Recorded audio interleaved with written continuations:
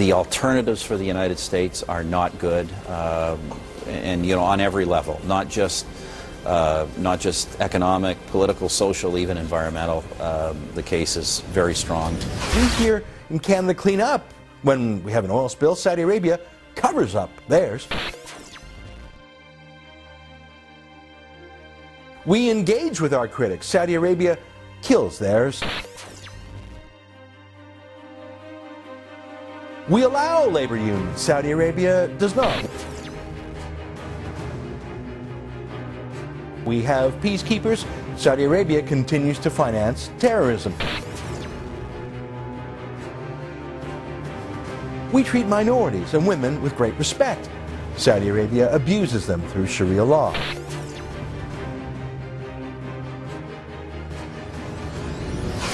Fact. Last year we bought over 400 million barrels of oil from Saudi Arabia. Country than the brutes and tyrants who rule Saudi Arabia and the blood-soaked oil that they try to export around the world. So yeah, it is my contention that it's better for people, businesses and governments to choose ethical oil from countries like Canada and its oil sands. We bankrolled a state that doesn't allow women to drive.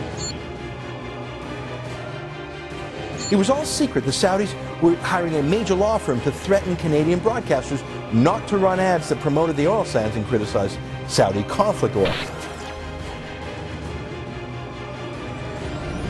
In terms of carbon emissions, the Obama administration has even looked at other countries that are producing oil. Countries like Venezuela, whose heavy crude actually produces more CO2 per barrel than oil sands oil, and it's actually Venezuela's heavy crude that's going to be displaced by Keystone XL. So Stop Canada, AmericansForOPEC.com. Tell me a bit about this. Well, this is outside the White House, where environmentalists and activists have been gathering every day to protest a pipeline. There are opportunities here right across the country. So I think there are a couple of important messages here. The first is that these resources will benefit all Canadians if they're properly developed. But beyond that, they can be used to help to create prosperity throughout the whole country. And now we see organizations like Greenpeace coming back into Canada with a fury, trying to use Aboriginal leaders and communities to support their message against the oil sands.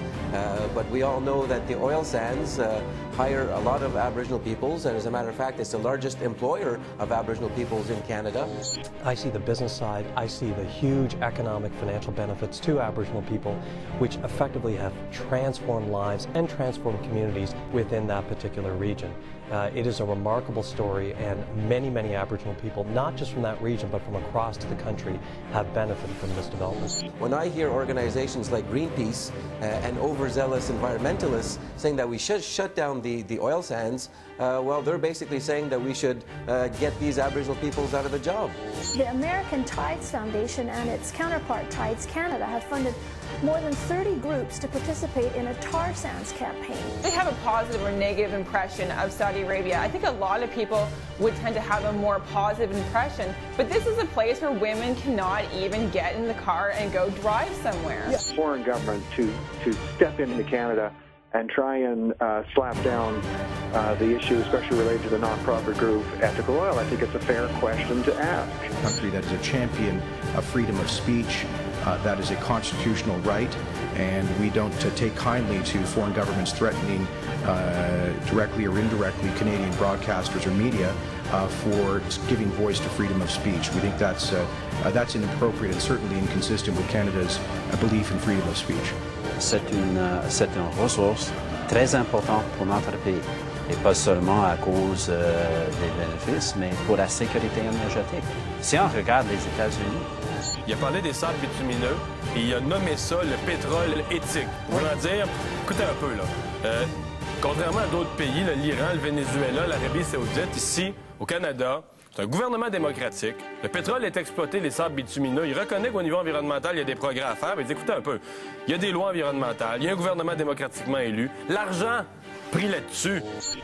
We need to find oil here at home, but if we could build the Keystone Pipeline, it would be a great benefit to both countries. Having Canada as a supplier for our oil is much more comforting than have other countries supply our oil. If you ask the average American, would you like to buy more oil from Canada or more oil from Venezuela and Iran? I know what they would say.